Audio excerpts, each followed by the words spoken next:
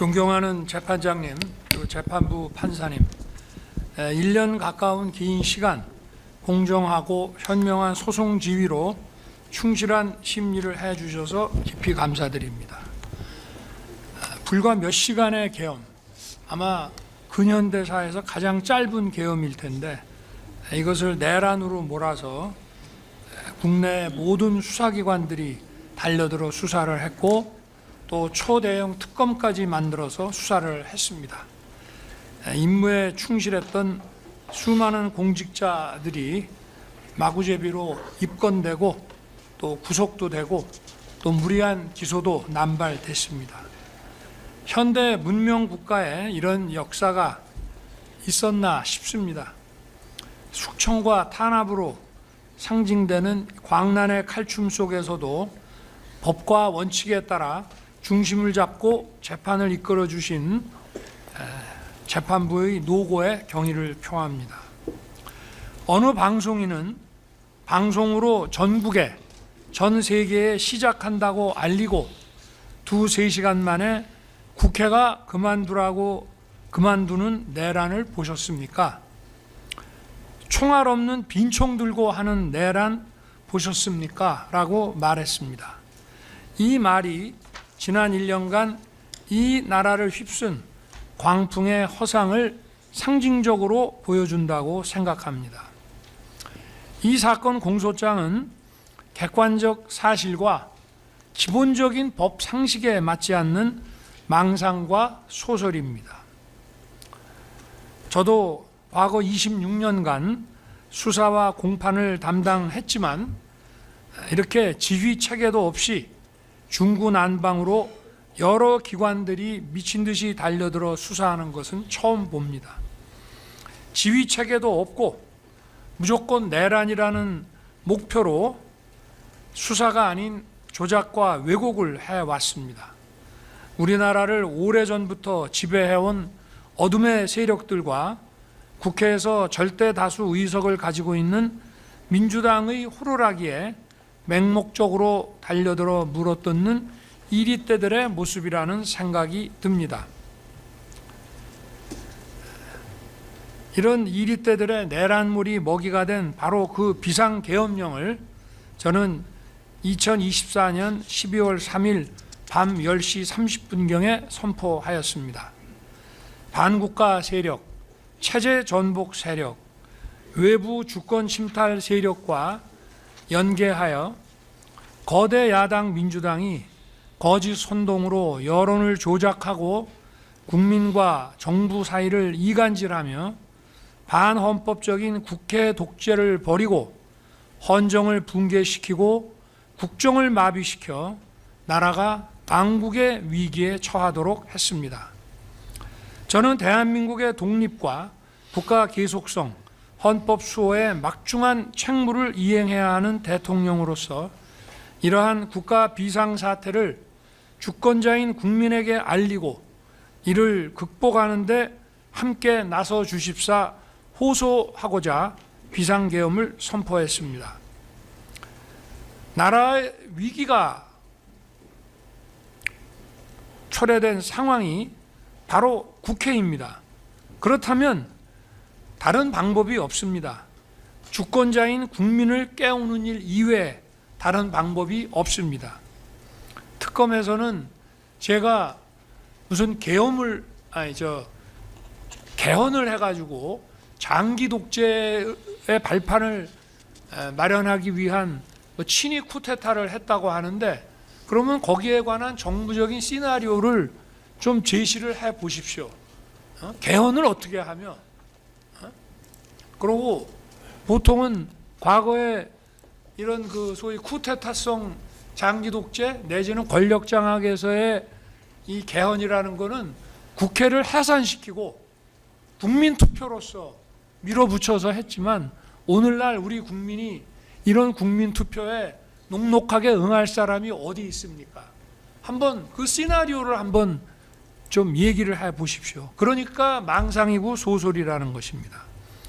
국민들께서 주권자가 제발 좀 정치와 국정에 관심을 가지고 이러한 망국적 폐악에 대해서 감시 견제를 해달라는 호소였습니다. 국회 경비와 질서 확보를 위해 투입된 소수 병력 중 일부는 비무장 상태로 국회 담벼락 아래 앉아 있었고, 일부는 빈총만 들고 국회 마당에 수천 명의 군중에 둘러싸여 폭행을 당했습니다. 누구도 국민을 억압하거나 국회의원들의 계엄 해제 요구 의결을 위한 의사 일정을 방해하지 않았습니다. 본회의에 출석하고자 한 의원들은 대부분 다 들어갔습니다. 계엄 기준 시인 밤 11시로부터 2시간 만인 새벽 1시 3분에 190석의 찬성으로 계엄 해제 요구가 신속하게, 아마 전 세계에서 가장 빠르게 의결됐습니다. 특전사 92명과 수방사 15명이 밤 12시 무렵에 국회 경내로 들어갔지만 이미 엄청난 인파가 들어와 있었고, 약 4천 명이 넘는 인파에 비해 군은 너무나 소수여서 질서 확보 업무조차 제대로 하지 못했습니다. 뒤늦게 추가 병력이 국회 인근에 도착했지만 바로 계엄 해제 요구 의결안이 통과되자 전 병력은 즉각 철수했습니다. 선관위에는 계엄법 7조에 의한 사법행정사무관장 권한에 따라 선거관리 시스템의 보안 점검을 하려고 들어갔지만 시간과 준비 부족으로 서버 장비 사진만 찍고 나왔습니다. 그동안 선거 소송에서 가짜 투표용지가 다량 발견됐고, 불과 1년 전인 23년 하반기 국정원의 보안 점검 결과 선관위는 국가기관이 갖춰야 할 기준에 현격히 미달하고 외부 해킹에 무방비한 심각한 상황이 드러났기 때문입니다. 이제는 국민들도 이런 사실을 다 알고 계십니다. 선거제도는 대의민주주의의 통치 질서를 형성하는 핵심적인 제도이고, 민주주의의 역사는 바로 투표권 쟁취의 역사입니다. 자유민주국가에서 선거 관리는 투명성과 공정성이 확실하게 담보되어야 합니다. 그럼에도 불구하고 선관위가 투명하고 공정한 검증을 거부하고 있었기에 선거관리의 중요성과 국민적 관심을 고려해서 점검하도록 한 것입니다. 공정한 선거는 국민 통합의 기초가 됩니다. 당연히 국가 안보와 번영의 주축도림은 더 이상 설명할 필요가 없습니다. 이들이 국헌을 문란하게 했습니까? 폭동을 일으켰습니까? 아까 얘기한 것처럼 개헌을 통해서 장기 집권을 하려고 그러면 결국은 국회를 해산해야 되는데, 국회를 해산하거나 또는 국회가 준영구적으로 기능이 정지되도록 할 만한 어떤 계획을 세우거나 한 것이 없습니다. 또 폭동이라고 하는 것은 그러한 국헌 문란의 목적에 쓰이는 폭동이어야 되는데 그런 폭동 자체가 없었습니다. 이 내란이라는 것은 집합범죄이기 때문에 누가 뭔 짓을 하든지 간에 다 똑같이 책임을 진다. 맞습니다. 그러나 기본적인 이 국헌 문란과 이 폭동이라고 하는 이 범죄의 고의는 같이 가지고 있어야만 되는 것입니다. 여기에 가담했다고 하는 오늘 이 자리에 있는 이 피고인들도 이런 고의가 전혀 없는 사람들입니다. 국헌문란의 고의도 없고 초과 주관적 요소라는 목적도 없을 뿐 아니라 폭동한다는 의식도 없는 사람들입니다. 예를 들어서 어느 장군이 반란을 일으켜서 권력을 잡고 국토를 참전하고 정권을 잡겠다고 하는데 그 장군을 쫓는 군인들이나 민간인들이 있다면은 그 사람들은 거기에 다 가담한 사람들이라고 봐야죠. 그러나 대통령이 헌법에 따라서 내린 비상계엄에 대해서 그 계엄 사무를 맡았거나 지원 업무를 했다고 해서 이렇게 얘기하는 것은 그건 그야말로 망상이고 소설일 뿐입니다. 계엄 선포 시부터 해제 시까지 6시간 걸렸습니다. 새벽에 계엄 해제를 위한 국무회의를 소집하는데 시간이 좀 지체됐습니다. 국회의 계엄 해제 요구 결의안이 통과됐는데 대통령이 국방부 지하에서 국회법 책이나 보고 앉아가지고 국무회의 소집을 태만히 했다 하는데 그렇지 않습니다. 비서실에서 벌써 국무회의 소집을 시작했습니다. 그렇지만 이게 새벽에 나오는데 시간이 좀 걸린 것뿐입니다. 그래서 국무위원들이 빨리 안 오기 때문에 일단 국방장관과 계엄사령관을 불러서 군의 계엄 상황을 먼저 종료시키라고 했고, 그래도 기다리는데 국무위원 소집이 다 안 되다 보니 제가 먼저 계엄 해제 대국민 담화를 했습니다. 국민들께서 처음에는 이런 과거와 같은 계엄도 아니고 이런 계엄을 도대체 대통령이 왜 선포했는지 어리둥절해 하셨습니다. 그러나 얼마 지나지 않아 많은 국민들이 나라가 얼마나 절박한 상황이 됐는지 알게 되셨습니다. 이게 특검에서는 장기 독재를 위한 장기 독재요, 임기를 제대로 마무리하는 일도 지금 숨이 가쁜데 장기 독재를 뭘 어떻게 한단 말입니까? 시켜줘도 못합니다. 그런데 나라가 얼마나 절박했는지 국민이 아주 안온한 상태에 있었다는데 그렇게 생각하니까 바로 이 탄핵과 내란 몰이에 찬성하면서 이렇게 적극적으로 수사도 하는 거 아니겠습니까? 제가 탄핵 심판에 임하게 됐습니다마는 언론의 이런 편향적인 보도에도 불구하고 과반수 이상의 국민이 탄핵에 반대하셨습니다. 계엄 선포의 불가피성에 공감했기 때문입니다. 저는 지금도 많은 국민들께서 말씀을 하시는 분도 있고 안 하시는 분도 계시지만 마음속으로는 많은 분들이 여전히 그런 생각을 하고 계신다고 생각하고 있습니다. 12.3 비상계엄은 과거 권위주의 정부 시절에 그런 계엄과 같이 국민을 억압하는 군사 행정 독재가 아니라 자유와 주권을 지키고 헌정을 살리기 위한 것입니다. 저를 탄핵 인용한 헌재 재판소, 헌법재판소조차도 앞에서 이미 인용이 됐지만 행정부 수반이자 국가 원수인 대통령이 야당 전횡으로 국정이 마비되고 국익이 현저히 저해되어 가고 있다고 인식해서, 국익이 현저히 저해된다는 것은 핵심 국익을 계속 저해한다는 건 뭡니까? 애국 세력입니까? 반국가 세력입니까? 이런 상황을 타개해야 한다는 막중한 책임감을 느끼게 된 것으로 보인다. 그래서 계엄 선포, 그리고 그에 수반한 조치, 그 수반한 조치가 뭡니까? 국회에 질서유지 병력을 투입하고 선관위에 보안 점검 인력을 투입한 것이 계엄 선포에 수반한 후속 조치입니다. 딱 두 가지 했습니다. 국정 최고 책임자로서 피청구인이 가지게 된 이런 책임감의 바탕을 둔 것으로 이해할 수 있다라고 설시했습니다.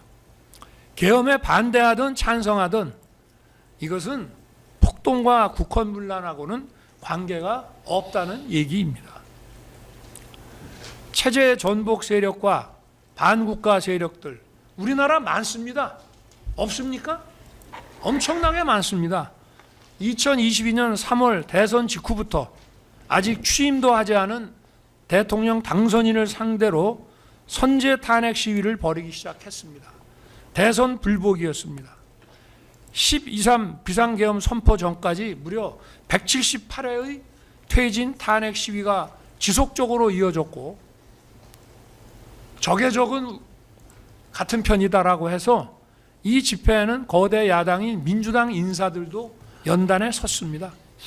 단순한 일부 반정부 시위가 아니고 제도권과 연계된 조직적인 퇴진 탄핵 시위였던 것입니다.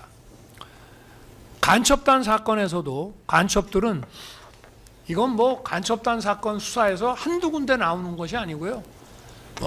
수원 사건이며 충북 사건이며 창원 사건이며 뭐 모든 간첩단 사건에서 다 등장하는 겁니다.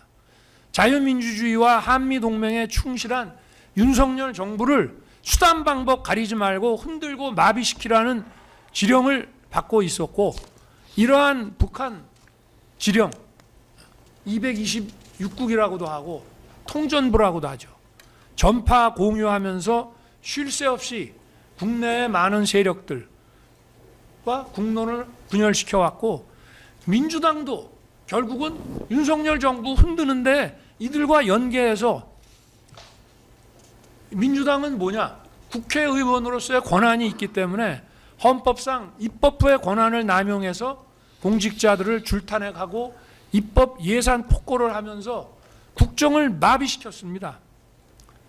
선출된 정부 국정과제 이행에 필요한 입법의 발목을 잡아 일할 수 없게 만든 거, 22년도에 아까도 설명했습니다마는 우리가 대선 공약과 국민이 그거 보고 찍어준 거 아닙니까?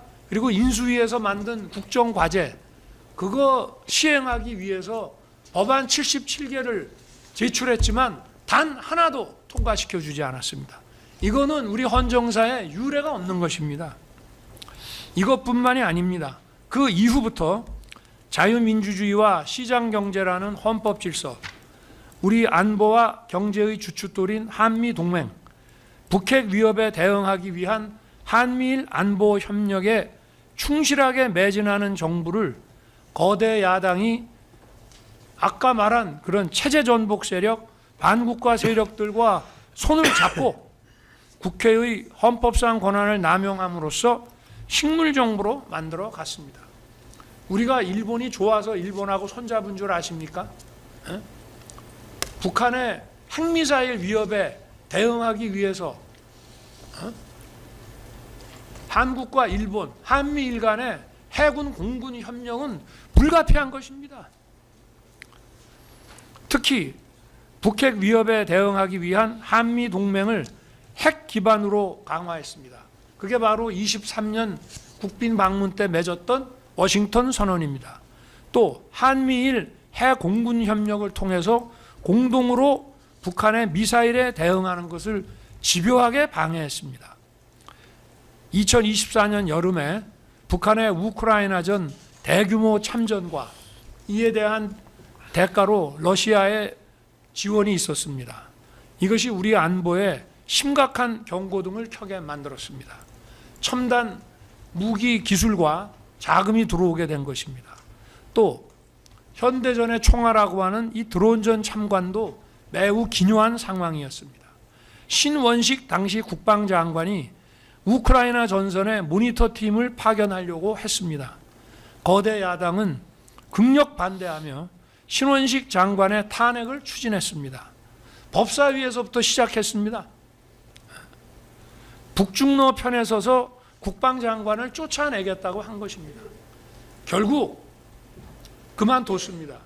그리고 신원식 장관이 안보실장으로, 경호처장이 국방장관으로, 안보실장은 여러 가지 이유 때문에 장관급 대통령 외교안보 수석 비서관으로 순환 발령을 낸 것입니다. 그런데 이러한 인사가 무슨 계엄과 내란을 위한 인사라고 하는데, 그러니까 소설이고 망상이라고 하는 것입니다. 자유민주주의에 충실하게 나가려는 정부가 아무 일도 못하게 경제와 민생에 관한 입법을 거부하면서 위헌적인 법률을 양산하고 안보와 경제를 짓밟았습니다. 핵심 국익을 훼손하는 법률을 반복 상정함으로써 대통령의 거부권을 유도해서 국론 분열을 야기했습니다. 국정원의 대공수사권 폐지에 이어서 국가보안법 폐지를 추진함으로써 체제 전복을 빌드업했습니다. 국보법이 폐지되면 인공기 흔들고 다니고 차에다 부착하고 다녀도 아무 문제 안 되는 거 아시죠? 국가기밀과 첨단 산업 기술이 중국으로 줄줄이 유출되는 심각한 현실에서 간첩죄 개정도 반대했습니다. 중국의 반간첩법에 대한 최소한의 상호주의 대응도 못하게 했습니다. 국가안보에는 방산기술과 산업인프라 확충, 방산시장 확대와 방산협력 국가 간의 연대가 매우 중요합니다. 거대 야당이 장악한 국회는 방산 수출에 국회 동의를 받으라는 법안을 추진해서 자유진영 국가들과의 안보 협력에 칼을 들이대고 북중러가 반대하는 방산 수출에 제동을 걸고 방산기술 보완을 위태롭게 했습니다. 지금은 방산 수출할래도 쉽지 않습니다. 우리 방산 수출하는 이 무기의 핵심 기술들이 대부분 미국 겁니다. 미국이 오케이 안 해줍니다. 지금은. 핵심적인 안보 예산에 대한 거대 야당의 폭거를 보면 기가 막힙니다. 북한의 핵과 미사일 공격에 신속하게 대응하기 위한 감시 정찰 자산과 미사일 방어 요격 시스템 사업 예산을 대폭 삭감해서 사업 추진이 불가능하게 만들었습니다. 북핵과 미사일에 대한 확실한 대응은 안보뿐만이 아니라 국가 위험도를 줄임으로써 투자 유치와 경제 활성화에 매우 기여한 것입니다. 또 국방 인력의 허리에 해당하는 부사관과 초급 간부에 대한 열악한 처우로 이 사람들이 전부 퇴직을 합니다. 이건 매우 중요한 일입니다. F-35 몇 대 가지고 있는 것보다 이런 전문성 있는 인력을 장기 근무로 유도하는 것이 우리 국방력 강화에 또 국방력이 훼손되지 않게 막는 것에 아주 결정적으로 중요한 것입니다. 이러한 처우 예산도 틀어 막았습니다. 배정된 예산이 국민 세금 부담이 그렇게 큰 것도 아니었습니다.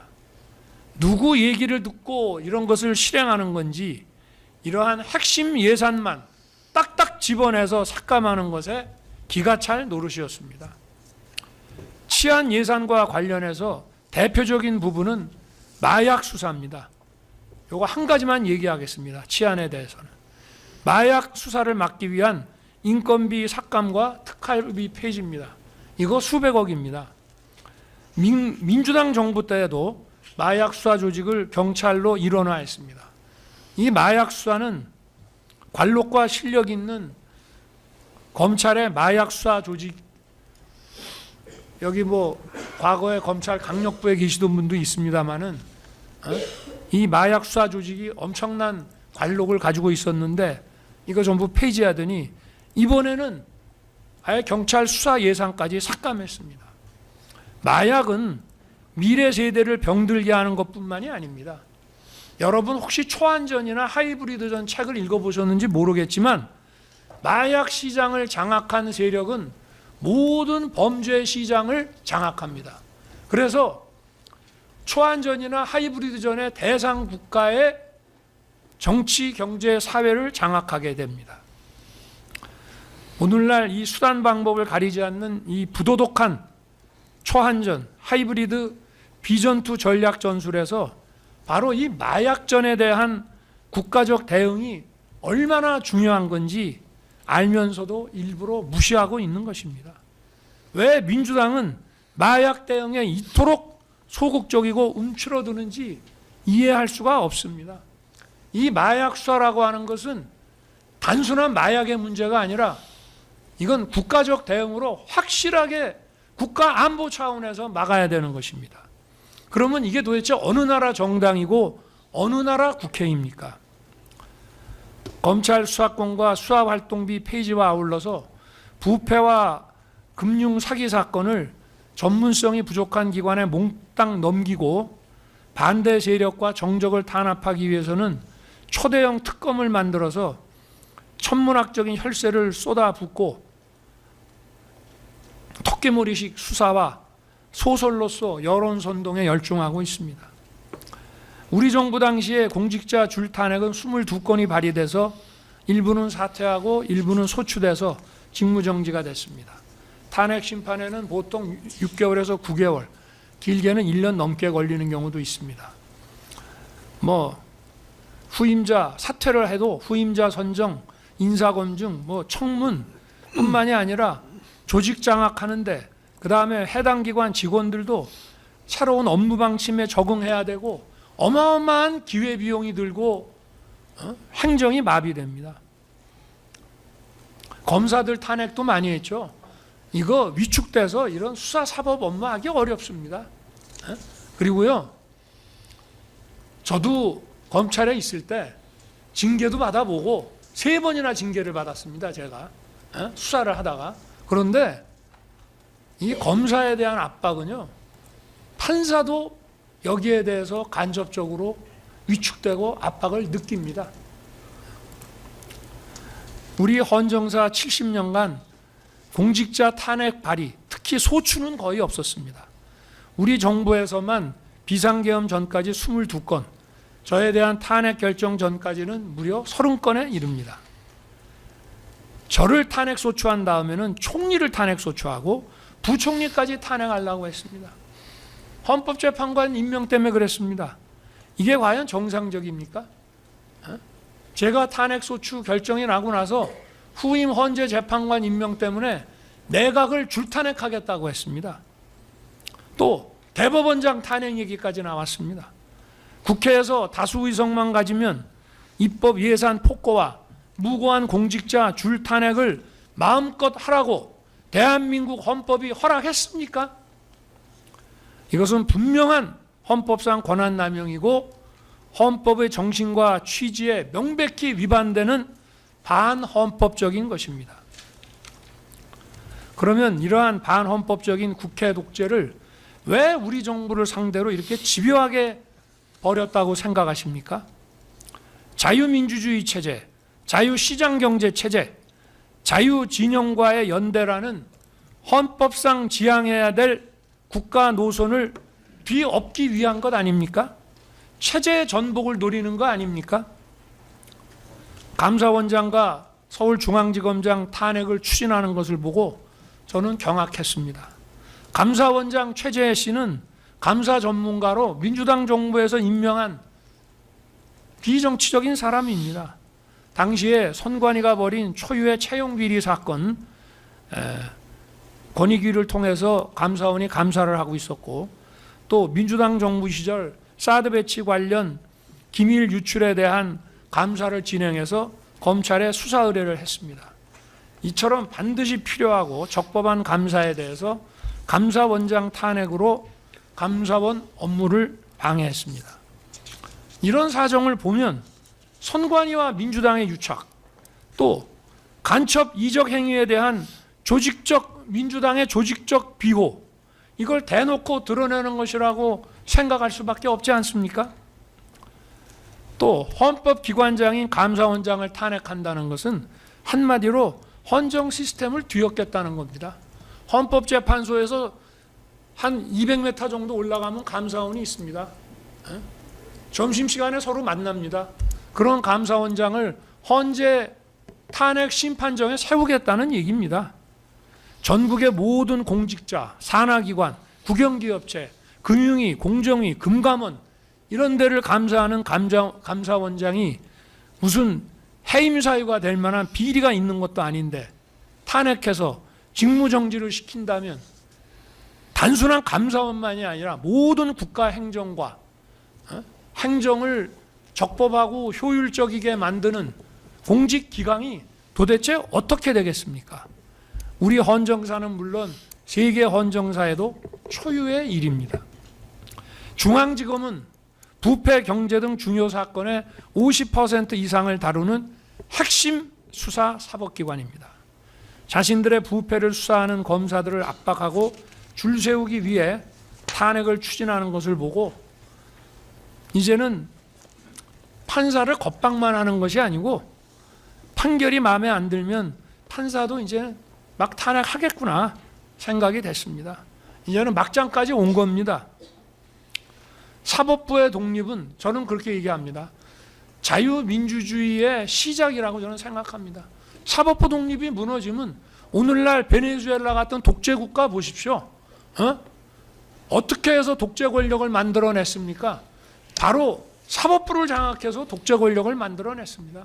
사법부의 독립이라는 것은 자유민주주의의 시작입니다. 저는 검찰에 있을 때도 그런 얘기 많이 했습니다. 검찰의 중립성과 독립이 완벽히 보장된다면 자유민주주의의 완성이고 사법부의 독립은 자유민주주의의 시작이라고.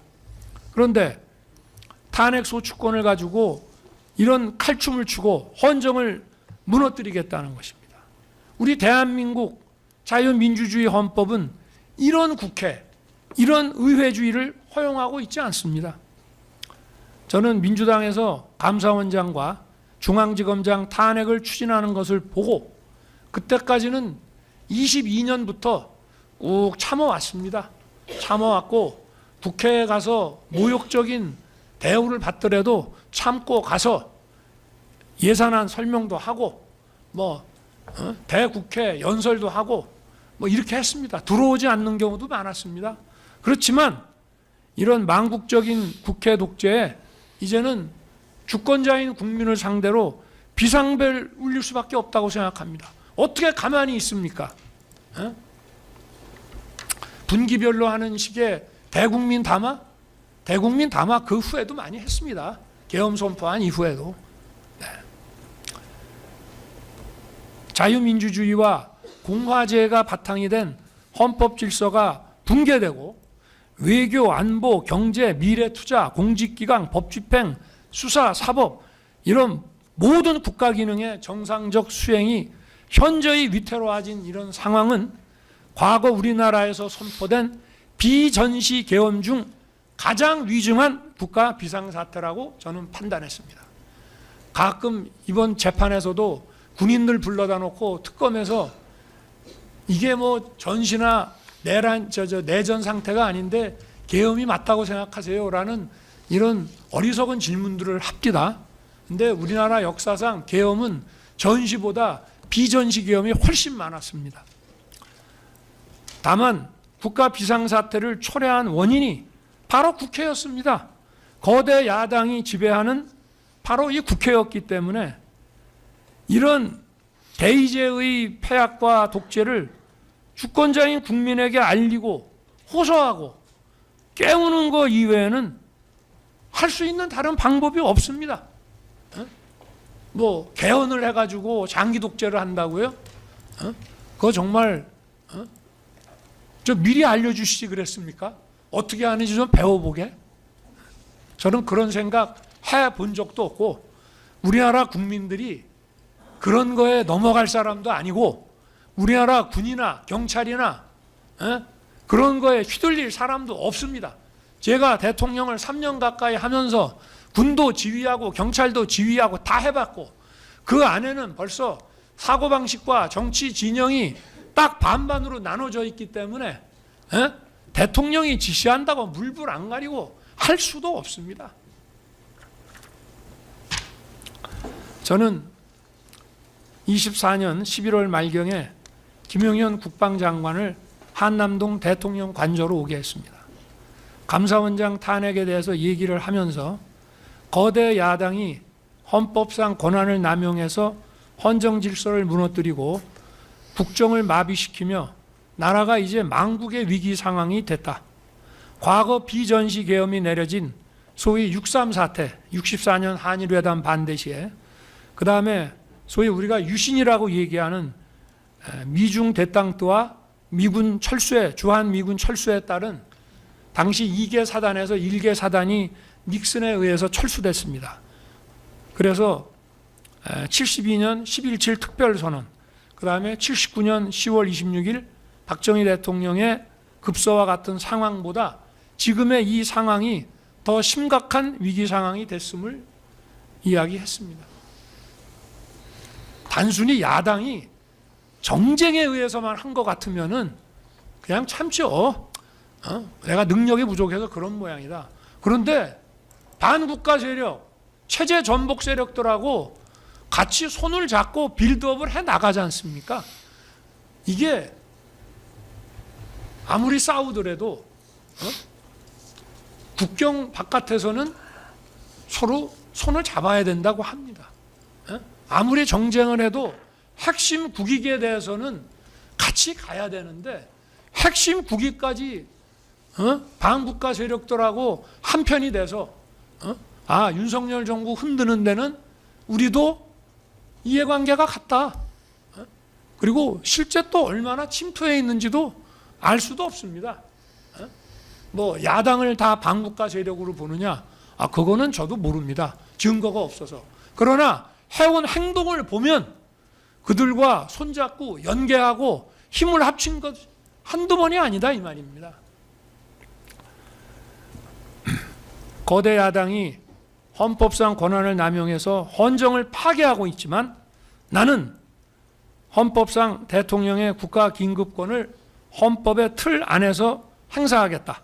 주권자인 국민에게 호소해서 깨우고 각성하게 하겠다. 이런 얘기를 했습니다. 그리고 헌법상 국가 비상사태 선언은 비상계엄 선포입니다. 바로.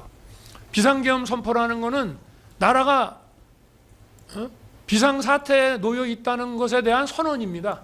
그리고 나머지 군사 행정적인 것은 바로 헌재가 얘기하는 그 후속 조치입니다. 그래서 합참 근무도 많이 하고 또 이런 계엄 매뉴얼도 잘 아는 김용현 장관한테 검토해서 보고해달라고 지시했습니다.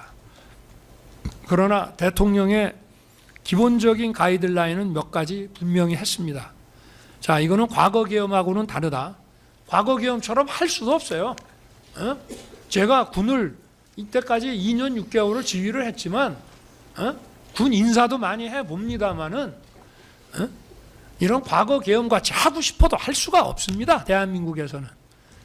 이런 여소야대 상황이기 때문에 아마 계엄 해제가 짧으면 반나절, 길면 하루 안에 계엄 해제 요구가 될 것이니까 그걸 염두에 둬야 된다.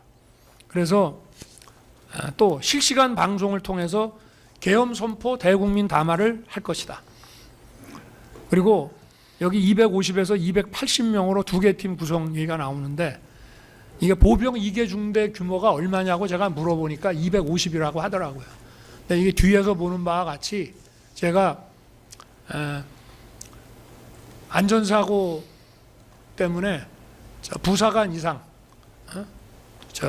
사병은 투입하지 말라고 하니까 그럼 편제를 거기에 맞추려고 하면 딱 250에 못 맞춘다. 280 정도까지는 돼야 된다 해서 250에서 280명으로 두 개 팀을 구성해서 한 개 팀은 국회에 몰려들 인파들에 대한 질서 유지, 한 개 팀은 몇 군데 선관위 전산 시스템 서버 소재지에 각각 나눠서 몇십 명씩 보내서 보안 시스템을 점검하고 국정원이 1년 전에 지적했던 망분리, 방화벽, 비밀번호 문제 등이 시정됐는지 이것만 확인해 보라고 했습니다.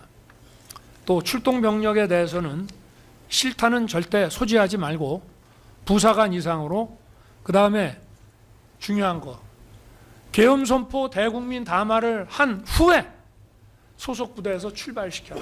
절대 미리 출발시키지 말라고 했습니다.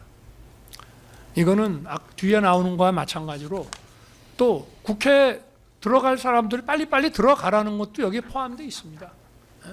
미리 딱 대기해놨다가 이런 거 하지 말자 이런 얘기입니다. 또 국회에 투입되는 병력도 경비와 질서 유지를 하는 것이니만큼 국회의원과 국회 관계자의 출입과 업무는 지장 없도록 하라고 지시했습니다.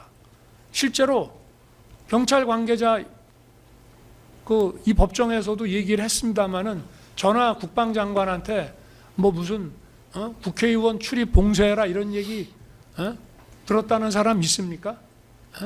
저는 밤 11시 15분에 처음에는 이게 원래 국회 게이트라는 거는 생각도 안 했습니다마는 군은 아직 도착 안 하고 사람들은 몰려오니까 경찰에서 아마 질서확보 차원에서 일시 문을 닫았던 모양인데 서울청장이 법적으로 검토해 보니까 그 국회 관계자들은 신분확인해서 출입시켜야 된다. 그렇게 해서 보고가 오니까 잘했다. 그렇게 하라라고 했기 때문에 게이트는 늘 열려 있다고 생각을 했고, 그러나 10개의 게이트가 다 열려 있다는 생각은 못했습니다. 저나 장관이나 공무원 시절에 국회 가보면 평상시에는 저녁 6시 이후에 일과 후가 되면 정문하고 그 의원회관 쪽에 경정문하고 그 옆에 문 정도 아마 저녁 식사하고 이렇게 횡단보도로 들어오는데 한 2개 정도 문으로 출입을 시키는 것으로 우리는 알고 있었기 때문에 몰랐습니다. 문이 10개나 되는지, 그거를 일시에 열었다가 또 일시에 닫았는지, 어찌됐든 하여튼 그렇습니다. 그리고 당시는 국회 회기 중이었기 때문에 상시 근무자와 몰려들 인파가 수천 명에 이를 것이기 때문에 250에서 80명 병력으로 질서 유지는 어려울 것이다. 국방장관도 10배가 들어가도 만만치 않을 것입니다라고 했지만 투입 규모가 많아지면 국회 관계자들이 불안감을 느낄 수도 있고 또 사람이 많다 보면 안전사고의 위험도 있기 때문에 일단 이 소수 투입 규모를 유지하라고 했습니다. 이거는 넘어가고요.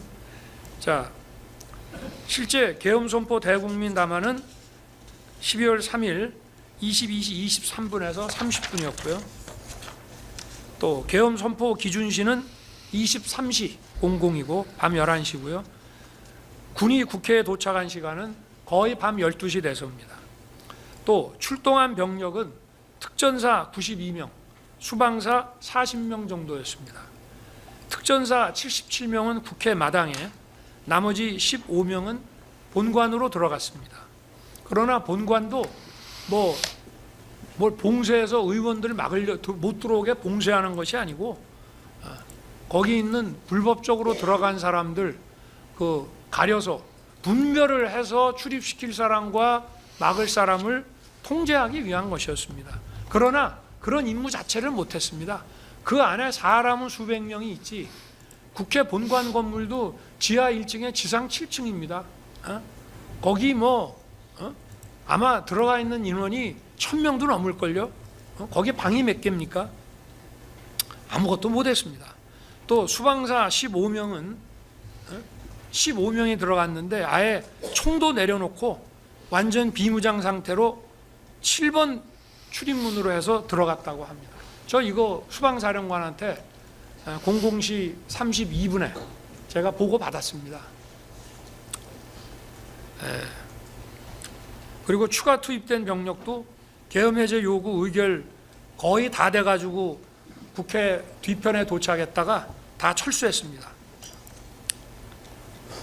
계엄 해제 전까지는 들어간 국회 경내로 진입한 인원이 얼마 되지를 않습니다.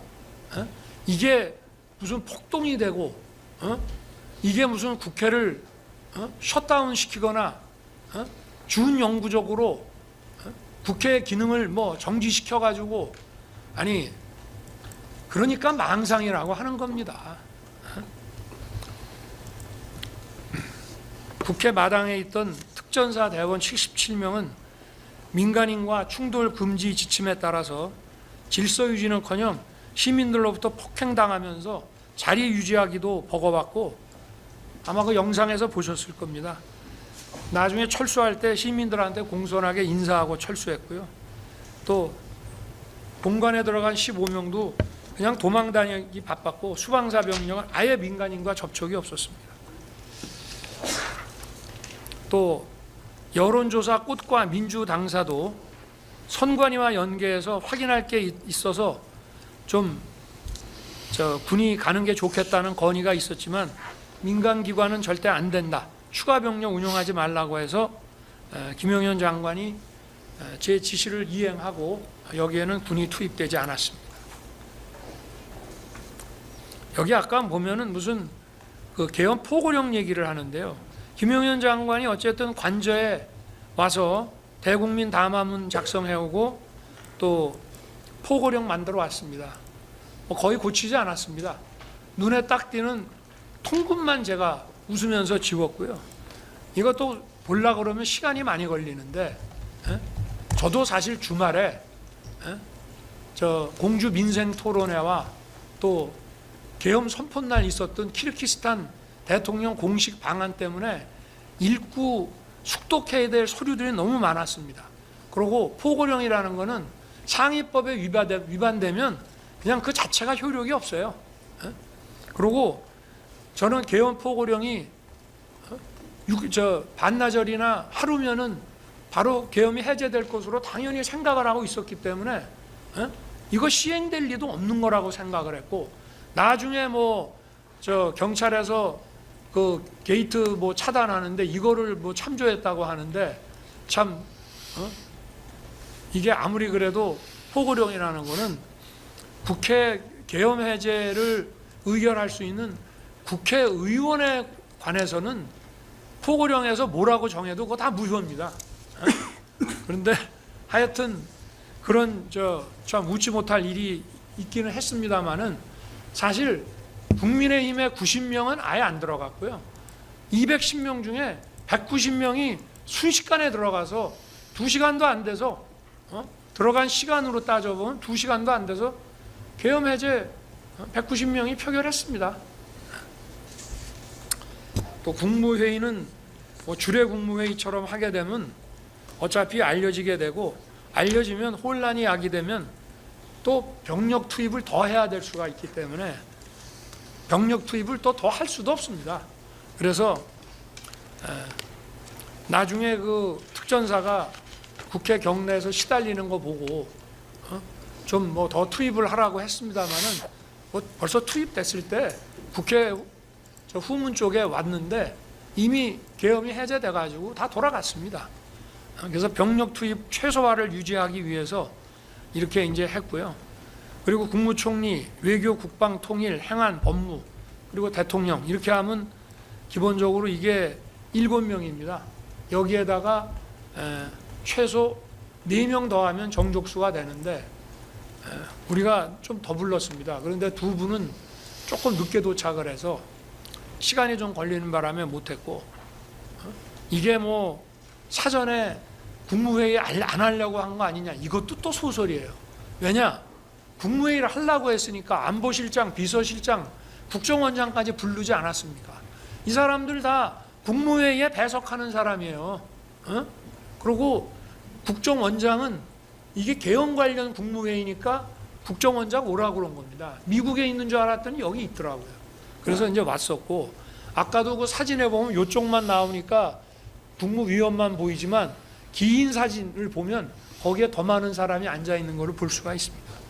거기 끝에는 경호처장도 앉아 있고요. 저 조태영 뭐 국정원장하고 다 있습니다. 거기에. 그리고 원래 더 빨리 부르려고 했는데 총리하고 외교부 장관이 좀 하도 반대도 하고 저하고 좀 논쟁을 하고 하다 보니까 전화 거는 게 조금 늦어져서 시간이 좀 걸린 것 뿐입니다. 그리고 이 비상계엄 선포와 같은 국가 긴급권은 대통령이 독점적이고 배타적으로 행사하는 헌법상 권한입니다. 그래서 실체적, 절차적 그 요건 구비 여부에 대한 판단 역시 대통령에게 전속하는 것입니다. 그리고 국회의 계엄 해제 요구라는 정치적, 사후적 통제만 받습니다. 자, 이게 요건에 완벽하게 맞아. 그런데 국회가 부당하게 또는 위법하게 계엄을 해제하라고 하면 해제해야 됩니다. 이게 국가 상황이 계엄을 선포하지 않으면 안 되는 상황인데 국회가 그래도 해제하라고 위법부당하게 의결을 하면 해야 되는 겁니다. 마찬가지로 대통령의 계엄 선포도 정말 이것이 뭐 처음부터 국헌문란과 내란을 획책한 거 아니면은 계엄 선포 자체는 유효한 것이고 그리고 그 유효함을 전제로 국회는 계엄 해제 요구를 하는 것입니다. 물론 계엄 선포 이후에 유혈 사태가 발생해서 개별 행위들에 대해서 그 상당성과 책임 문제를 논하는 것은 변론입니다. 그 내란무리 세력들은 제가 국회 본회의장에서 의원들을 끌어내라고 했다거나 정치인을 체포하라고 했다는 그런 선동을 해왔습니다마는 정말 하늘이 도와서 이 경호처 비화폰 통화 내역이 드러나면서 이 법정에서 모든 게 다 허위 조작인 게 다 드러났습니다. 저하고 통화를 몇 번 했다. 통화한 시간, 시각 정확하게 나왔습니다.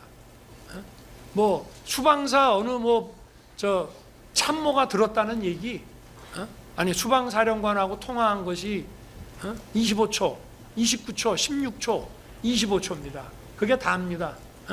그런데 법정에 와서 증언하는 거 보면은 앞뒤가 안 맞는 얘기를 합니다. 그러니까 이 통화 시각과 시간을 보면은 정확하게 알 수 있습니다. 여기 지금 이 자리에도 와 계시고 뭐 아까 대통령의 뭐 내가 상피곤에서 뭐라고 얘기하고 싶지는 않습니다만은 대통령의 뭐 위법한 지시를 거부했다 하는데 위법한 지시를 한 적도 없고 할 수도 없었습니다. 왜냐? 제가 전화한 시간은 경찰에서 국회의원들을 자유롭게 신원 확인하고 통과시켜주는 그 시간에만 제가 전화한 거고요. 그리고는 1시간 10분 후에 표결 들어가고 전화를 했기 때문에 월담 의원을 잡아라, 체포해라, 뭐 국회의원을 체포해라 그런 얘기를 한다는 자체가 미친 사람 아니고선 할 수가 없는 거죠. 그리고 경찰이나 군이요, 나하고 뭐 내가 옛날 무슨 하나회도 아니고 내가 뭘 믿고 물론 내가 임명한 뭐 장관급, 차관급 공무원이라고 하지만 내가 뭘 믿고 택도 아닌 것을 부탁을 하겠으며 체포하면 그 다음 어떻게 할 겁니까? 자, 저는 김용현 장관이 그 사령관들한테도 계엄 선포를 알려주질 못했습니다. 왜 그렇게 했느냐? 제가 12월 2일 월요일 날로 예정된 감사원장 탄핵 발의가 무산되면 계엄 선포도 없는 것으로 하자고 했기 때문에 그렇습니다. 중앙지검장이 탄핵되면 그걸 할 수 없다. 그러나 민주당이 감사원장 탄핵은 대단히 자기들도 부담스러울 것이다. 감사원장 탄핵만 안 하면 그냥 계엄 선포는 없었던 것으로 하자. 왜냐? 준비할 게 없었거든요. 김용현 장관하고 저 사이에 그 선포문 그리고 자기가 그 계엄 매뉴얼에서 본 옛날 그 포고령 그러고 뭐 국무회의 절차가 필요하다는 거 그게 다예요. 그러니까 저하고 관저에 와서 얘기했지만 1시간 이상 대화한 적이 없어요. 실제로 아무 준비한 게 없는데 내 마음 바뀌면 안 하면 되는 것이고 그래서 저 감사원장 탄핵 발의 안 하면 하지 말자 했습니다. 그리고 감사원장 탄핵 발의를 월요일 날 하면 화요일 날 선포한다. 많은 사람들이 그런 얘기를 합니다. 왜 주말에 하던가 국회 회기 끝나면 하지 그랬냐. 아니 할 거면 당당하게 해야죠.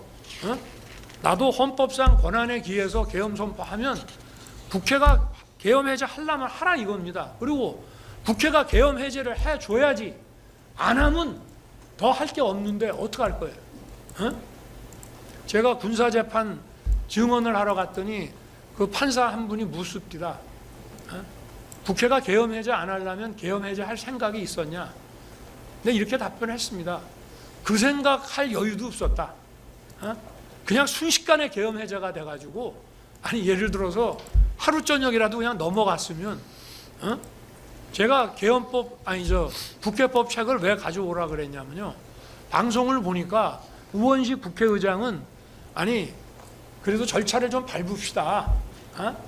원래는 이게 법사위도 한번 갔다가 올라오고 뭐 이래야 되는데 그냥 막바로 표결을 하자 이렇게 되니까 국회의장은 절차를 밟자 그러고 그냥 합시다 이래가지고 순식간에 계엄 해제가 됐어요. 그래서 제가 계엄 해제 선포를 하려 그러면은 국회의 그 해제 요구가 다소 절차 미비는 있지만 수용하겠다고 말을 해야 될지 아니면 그런 거 없이 그냥 해야 될지 그거를 좀 보려고 국방부에서 국회법을 가져오라 했더니 국방부에는 국회법이 없는지 그 책 찾아오는데 시간이 좀 걸립니다. 그래서 그냥 사무실에 가서 민정수석한테 얘기를 했더니 민정수석이 금방 검토를 해갖고 와서 절차에 하자는 있습니다만은 그런 얘기 하지 말고 그냥 수용하는 거로 하시죠. 그래서 그러면 담화문을 직접 써라. 그렇게 해서 이제 하게 된 것입니다. 네. 네네.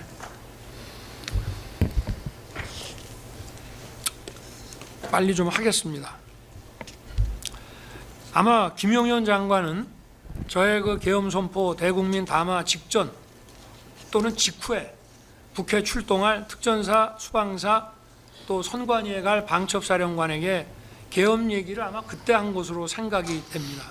그러다 보니 사령관들은 그 전에 부하들에게 계엄과 관련한 준비나 지시를 할 수가 없었습니다.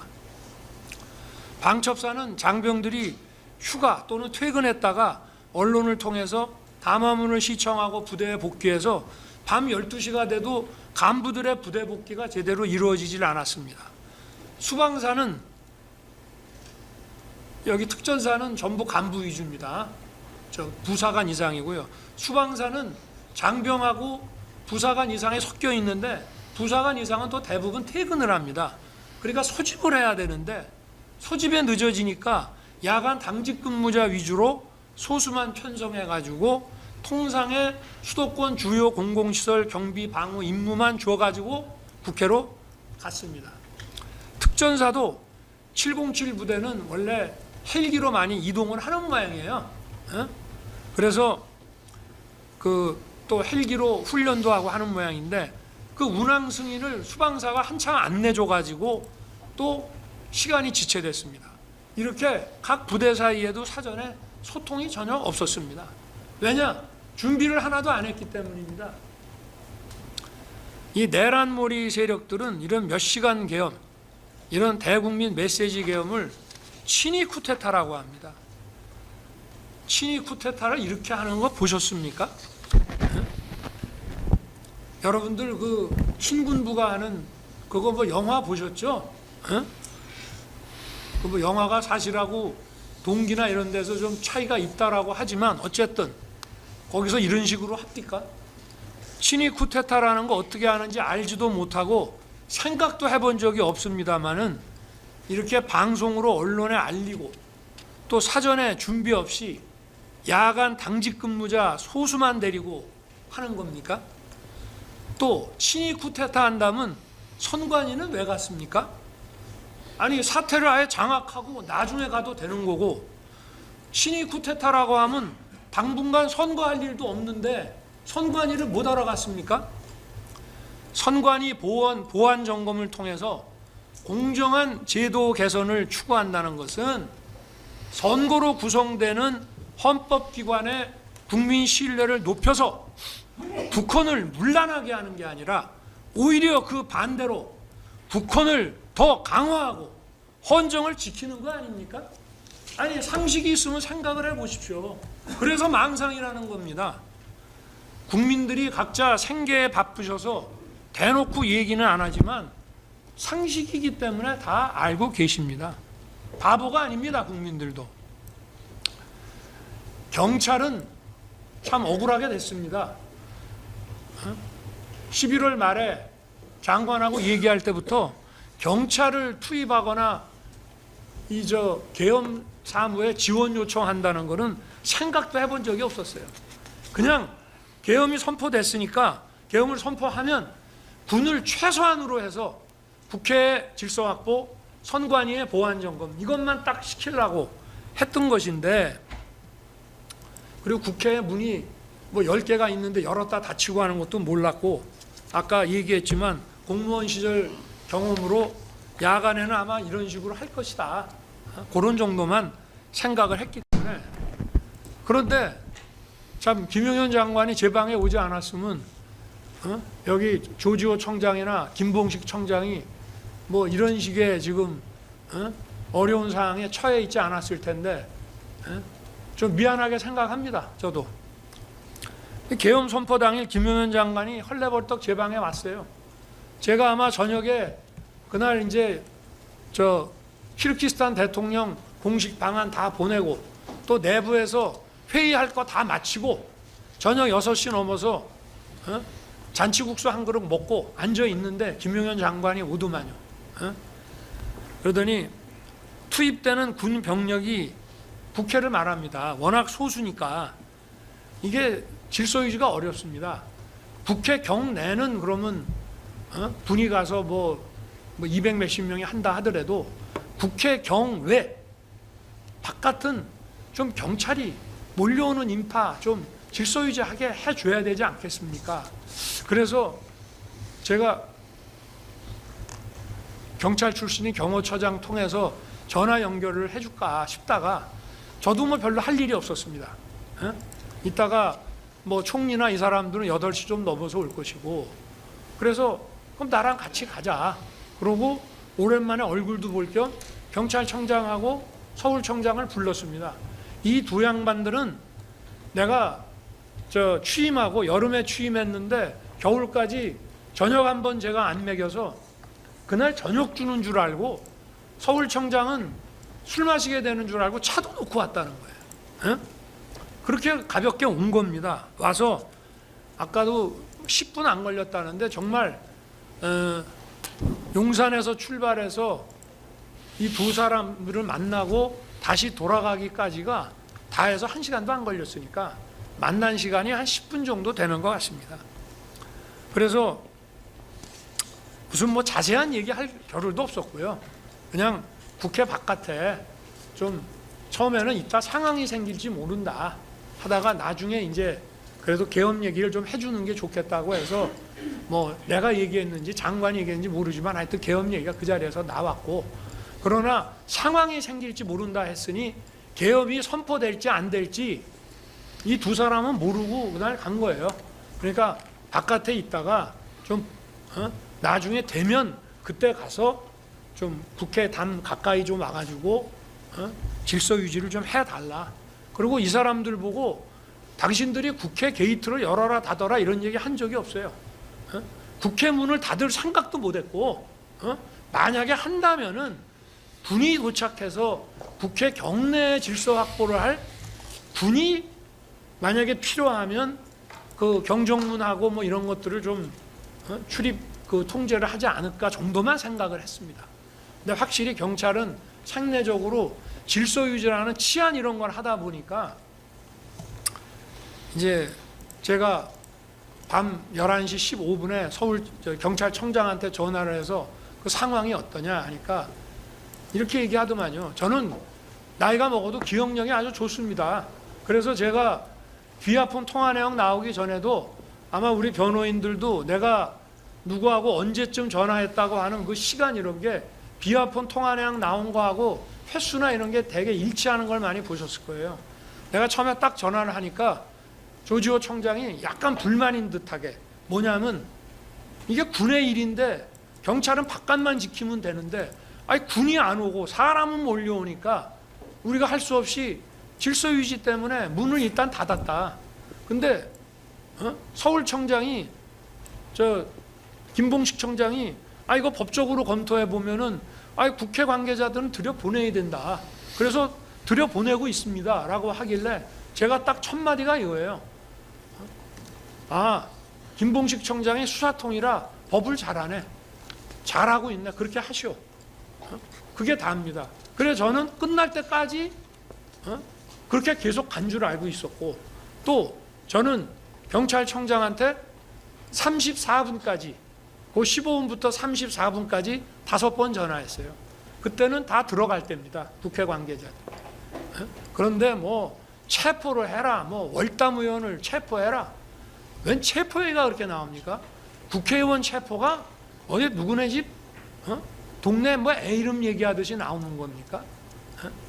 그건 말도 안 되는 얘기고, 체포하면 그 다음에 어떻게 할 겁니까? 자, 뭐 여기 자세한 얘기는 그냥 넘어가겠습니다. 26페이지 넘어가고요.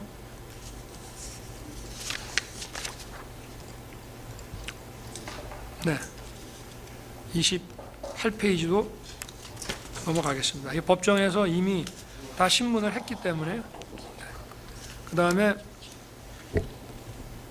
제가 29페이지 보면은 어쨌든 계엄 해제 후에 의결 후하고 해제 후하고 조지호 청장하고 김봉식 청장한테 전화해서 경찰이 의원들 출입시키고 초동 조치 잘해서 계엄이 빨리 해제됐다라고 아주 일 잘했다고 격려 전화도 했습니다. 그리고 특전사령관이 그렇게 특전사가 마당에서 학도들한테 그렇게 폭행당하고 그럼에도 불구하고 대응해서 물리력 행사 안 하고 그렇게 막기만 하고 나온 거 참 잘했다. 특전사가 참 잘해서 잘 끝났다라고 나중에 그런 엉터리 같은 얘기 할 줄은 모르고 장관 통해서 격려 좀 하라 그랬습니다. 그리고 수방사령관에게는 제가 계엄 해제 결의안이 해제 요구 결의안이 통과되기 전에 4번 전화를 하는데요. 그게 23시 33분에 40초 합니다. 그거는 아직 도착 못했다. 가고 있다고요. 그 다음에 00시 32분에 29초 하고 00시 34분에 16초, 00시 36분에 25초 이렇게 12시 반경에 3번 통화를 하는데요. 첫 번째 통화는 아까 같이 무기 다 내려놓고 뭐 10몇 명 들여보냈습니다 라는 보고를 받은 거고요. 그 다음에 자기가 자꾸 안으로 들어가려 하더라고, 수방사령관이. 그래서 경찰이 관리하는 문이 있다. 나는 이제 경정문인데 갑자기 경정문 이름이 생각이 안 나서 의원회관 쪽, 그쪽으로 가봐라. 거기 아마 경찰이 관리할 것이다. 라고 얘기를 했고, 또 수방사령관도 이 법정에서 하여튼 무슨 통화를 했는지가 잘 기억이 안 나지만 어쨌든 대통령하고 통화하고 나서 저도 김봉식 서울청장한테 전화한 거 보니까 그 얘기 들은 거는 맞는 것 같습니다. 이렇게 얘기를 하고 있습니다. 제가 이걸 책임을 떠넘기기 위한 것이 아니라 제가 알았으면은 만약에 야, 포고령이고 뭐간에 다 집어넣어 라고 얘기를 했을 거예요. 물론 뭐 210명 중에 190명이 들어갔으니 특별히 못 들어간 사람 빼놓고 대부분은 다 갔다고 봐야 되지만, 어쨌든 그리고 이 법정에서도 수방사령관이 자기가 12시쯤 도착해서 보니까 막 담 넘는 사람들도 경찰이 이렇게 뒤에서 엉덩이 받쳐갖고 넘겨주더라는 겁니다. 자, 수방사령관도 이 법정에서 이런 얘기 했습니다. 당시에 언론에서 가짜 뉴스들이 막 쏟아지고 이 사람은 이렇게 증언했네, 저 사람은 저렇게 증언했네 막 들이대니까 기억이 안 나는 얘기도 막 하게 되는 것 같더라. 그런 얘기도 하고요. 또 사람들은 헌재의 탄핵 인용의 결정적인 증거가 곽종군, 홍장원의 증언, 또 한덕수 총리의 증언, 이런 것을 들고 있습니다. 그런데 헌재 탄핵 심판에서 비하폰 통화 내역과 CCTV 영상이 제시됐다면은 참과 거짓의 증언들이 좀 명쾌하게 분별이 될 수 있지 않았겠나, 그런 생각이 많이 아쉽습니다.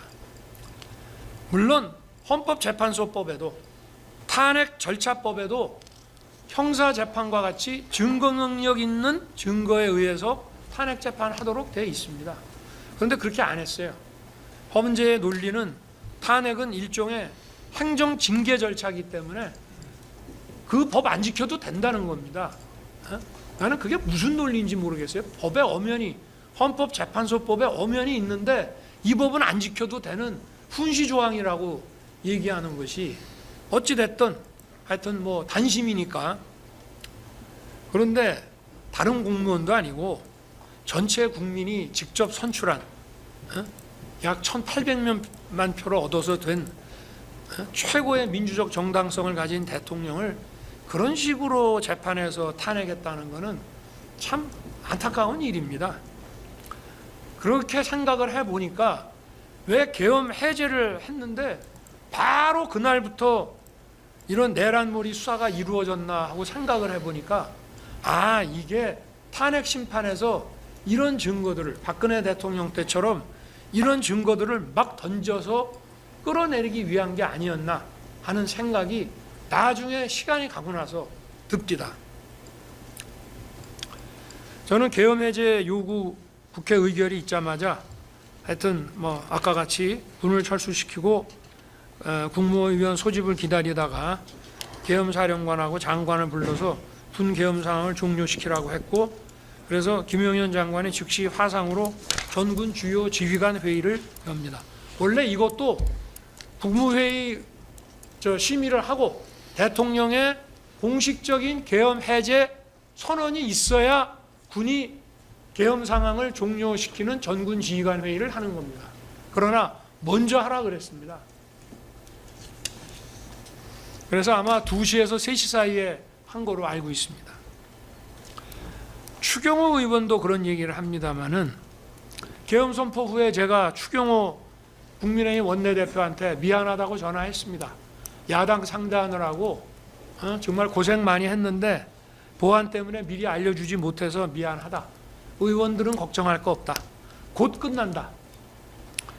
그리고 추경호 의원도 대통령이 자기에게 전화해서 국회가 절차 밟아서 해제 요구 의결하면 즉시 해제한다라고 제가 했다고 증언했습니다. 공소장에도 비슷한 얘기가 기재되어 있는 것으로 압니다.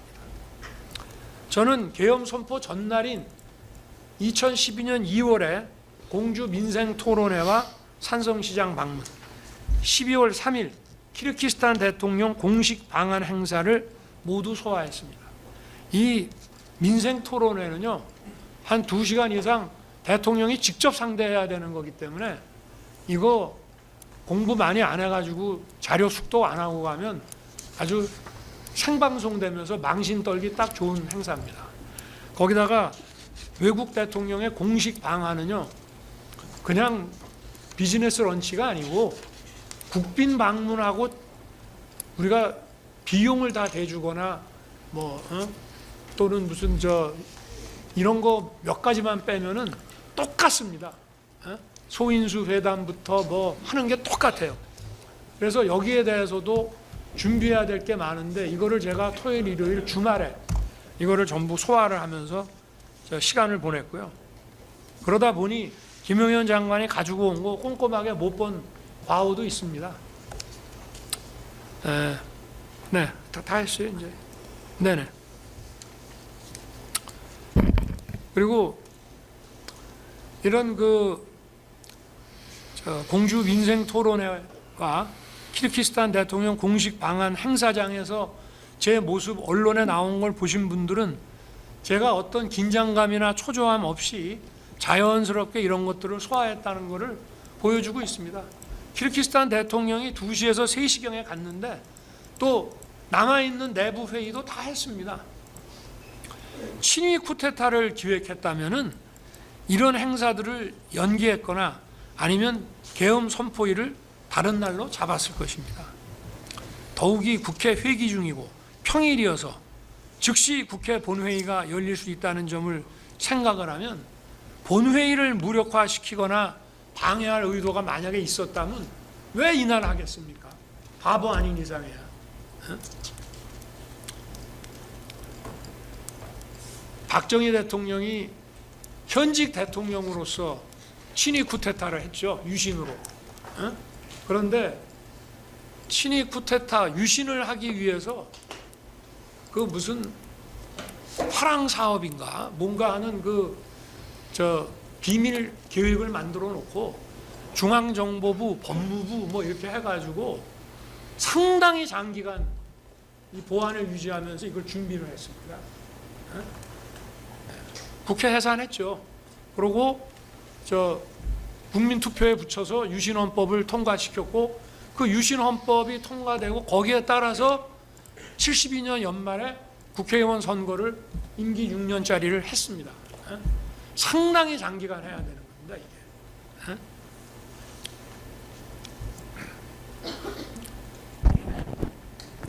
방첩사령관은 아시다시피 12월 1일부터 계엄 선포 전날인 12월 2일까지 이틀간 휴가 갔습니다.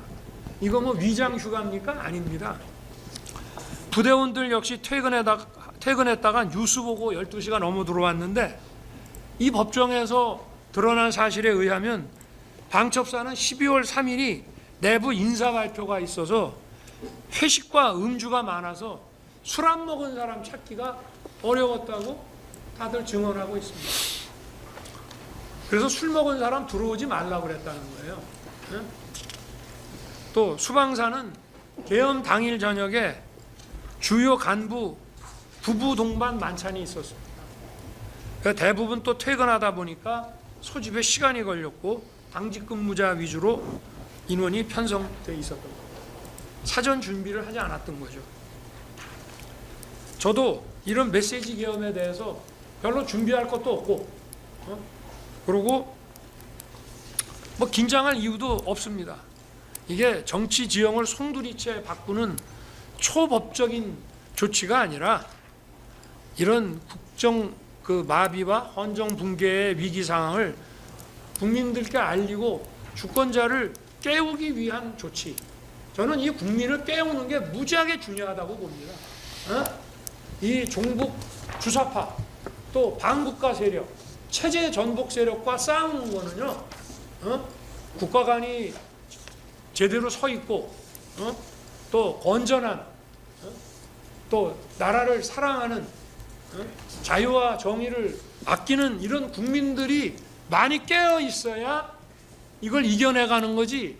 그럼 뭐 그 사람들을 다 어떻게 할 겁니까? 다 잡아낼 거예요? 잡아낸다고 없어집니까? 오히려 더 역효과가 나서 세월이 지나면 더 반국가 세력이 더 단단하게 구축이 되기 때문에 이런 강압적인 조치 가지고 못 없앱니다. 정신 차리고 깨야 돼요. 그래서 이런 국정마비 상황을 주권자들을 깨우게 하는 그런 조치였기 때문에 저는 계엄 해제하고 새벽에 관저로 돌아와서 야, 그래도 안전사고 없이 그래도 군인들이 잘 참아줘서 참 다행이다. 그러면서 좀 안심하고 휴식을 취했습니다. 계엄을 해제하고 났더니 바로 뭐 내란 어쩌고 하면서 떠들길래 하도 어이가 없어가지고 아니 내란이라고 그러면 내가 뭐 국회를 문을 닫거나 또는 뭐 반영구적으로 국회를 셧다운을 시키거나 뭘 해야 되는 거 아닙니까? 그런데 그런 내란무리 하는 거 보고 뭐 원래 그런 사람들이 계속 그런 식으로 해온 사람들이기 때문에 뭐 좀 그러다 말려니 생각했습니다. 그리고 공수처가 서부지법에 체포영장 청구했다는 얘기 들었을 때도 제가 헌재 탄핵 사건의 변호인인 김홍일 저 변호사님한테 전화해서 얘들이 아마 엑시트 플랜 출구 전략 세우려는 거 아닌가요? 내란죄 수사권이 없으니까 이 영장이 기각되면 이제 경찰이나 뭐 이렇게 해서 넘기려고 하는 거 아니겠습니까? 순진하게 이제 그렇게 그 생각을 했습니다. 그리고 그때는 탄핵 소추 사유에 내란이 들어가 있어서 국민의힘 의원들도 상당수가 214명이 나왔으니까 한 20몇 명이 그 도장을 찍어 준 겁니다.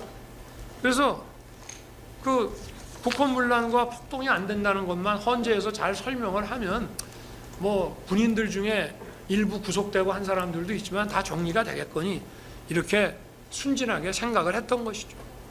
그러니까 이런 바보가 어떻게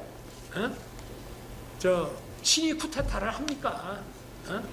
신이 쿠데타 할 정도 되면은 눈치가 빨라야죠. 정치적 후각이 뛰어나야죠.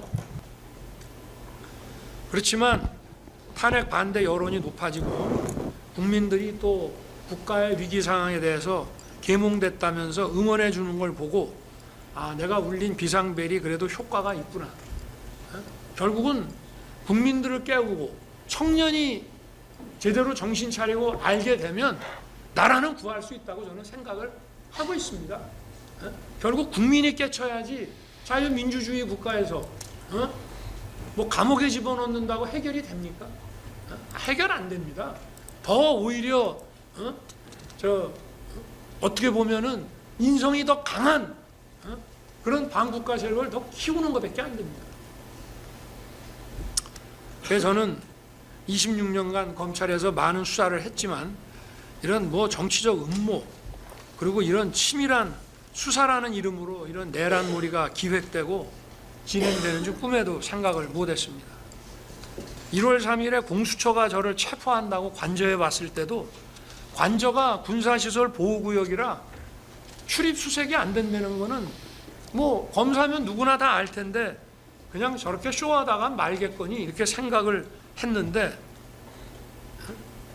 또 뭐 지번도 수색영장에 하나밖에 없고 나머지 10개 지번이 영장에도 없다는 거예요. 뭐 영장의 입법 기재는 뭐 둘째 치고.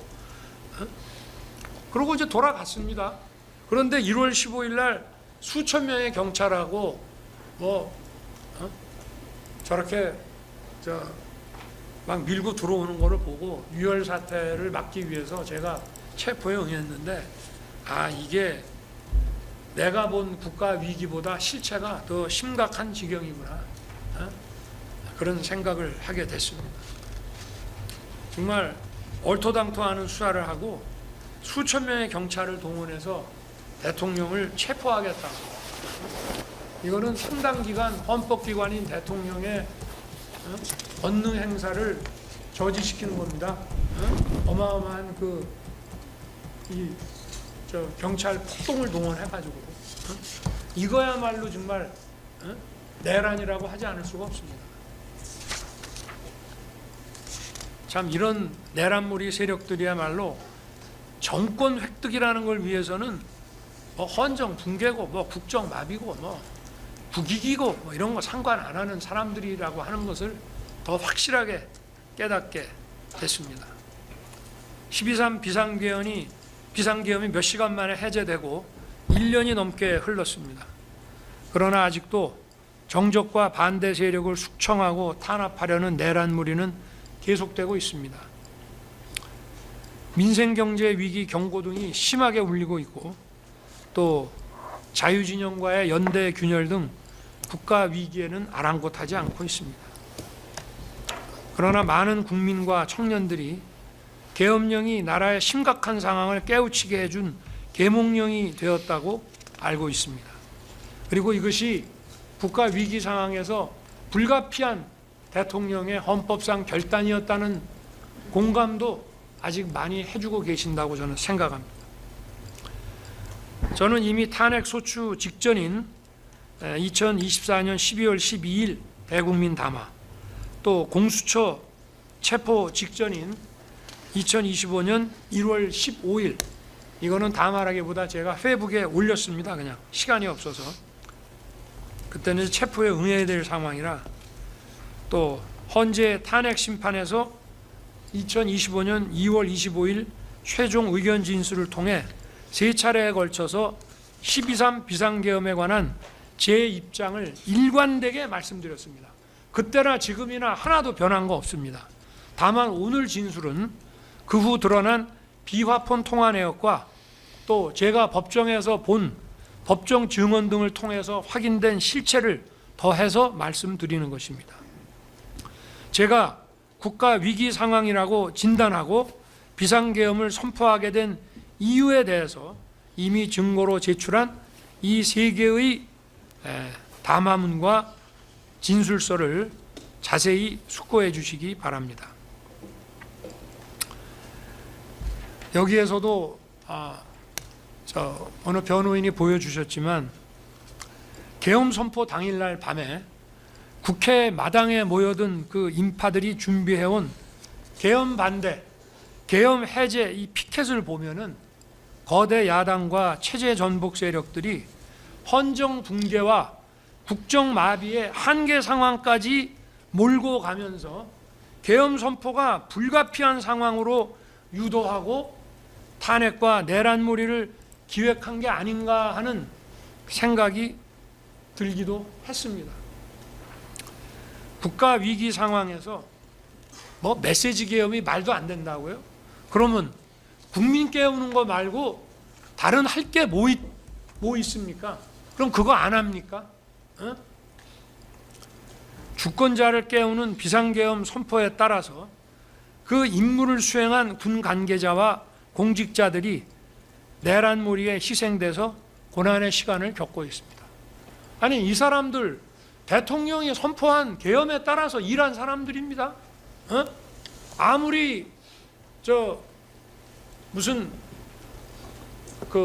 내란죄라는 거는 집합범죄라 어떤 한 사람이 한 것도 다 책임져야 된다 하더라도, 기본적으로 북한을 뒤집고 뭐 어디 국토를 잠탈하거나 참탈하거나 참절하거나 또는 헌법기관을 뒤엎어버려 갖고 막 해산시키고 하는 일에 내가 가담한다, 도와드린다, 어느 장군을 위해서 하는 뭐 그런 생각이 있어야 그 사람들한테 누가 한 거라도 다 똑같이 책임을 지우는 거지, 그런 거 없이 어떻게 하겠습니까? 근데 이 사람들 다 아무 죄가 없습니다. 또 나라를 진정 사랑하고 자유와 정의를 지키려는 많은 국민들과 청년들도 좌절과 고통의 시간을 보내고 있습니다. 안타까운 마음을 금할 수가 없습니다. 모두 제 부족함의 소치입니다. 제가 좀 더 똑똑했더라면 정말 이러지 않았을 텐데, 그런 생각이 많이 듭니다. 제가 너무 순진하지 않았나.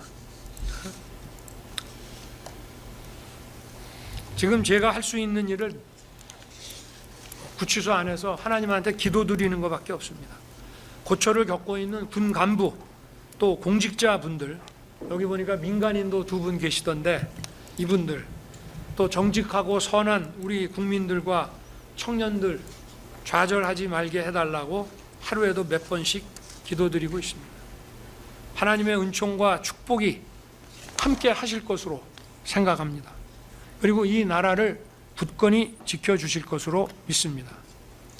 이 사건이 갖는 헌법적 함의와 대통령으로서 국가 위기 상황에서 헌정 붕괴와 국정 마비를 막으려 했던 엄중한 책임감에 대해서 살펴주시기를 부탁드립니다. 그것은 결코 국헌문란이 될 수 없습니다. 국회를 해산시키거나 국회 문을 해산에 준하는 장기간의 기능 부전을 시키거나 또는 선관위를 없애거나 장기간 선관위를 어떻게 기능을 못하게 하거나 그럴 의도가 있었다는 거 전혀 없습니다. 아까 무슨 비상 입법기구 국방장관이 안을 만들었으니까 그게 국보위 아니냐? 여러분, 국보위도요 국회 해산하고 만든 겁니다. 국회 해산하고 개헌을 어떻게 할지가 서야 국보위를 어떻게 만들지가 나오는 것이고, 예산 문제는 그건 일도 아닙니다. 기재부 장관한테 줬다는 것은 기재부 일이라고 준 겁니다. 만약에 법률 전문가인 제가 봤으면 벌써 용어부터 이런 거 좀 잘 손을 봤겠죠. 그러니까 그런 거 가지고 국보위라고 얘기하려면 국보위 어떻게 했습니까? 국회 해산하고 했잖아요. 국회를 해산하려면 어떻게 해야 됩니까? 강력한 군권을 가지고 전국을 그야말로 장갑차와 탱크로 평정을 해야 됩니다. 그런 거 시도라도 했습니까? 그러니까 망상과 소설을 그만 쓰라, 이런 얘기를 하고 싶은 것이고요. 그 배희철 변호사가 충분히 설명을 했기 때문에 이 정도 하겠습니다. 고된 일정 속에서 충실하게 늦은 시간까지 또 이렇게 장기간 심리해 주신 재판부에게 정말 감사드립니다. 또 방청과 중계를 통해 사건의 실체를 확인하고 응원해 주신 국민들께도 감사드립니다. 나라를 살리고 헌정을 지키기 위한 대통령의 헌법상 국가 긴급권 행사가 내란이 될 수가 없습니다. 재판부의 현명한 판단을 부탁드립니다. 감사합니다. 아이고, 방청석 좀 조용히 해주세요. 예. 아유, 다들 기지개 한번 피실까요? 아유, 힘드시죠? 어쩌다 보니까 심야까지 하게 됐는데 조금만 이해를 해주십시오. 다시 모이는 것보다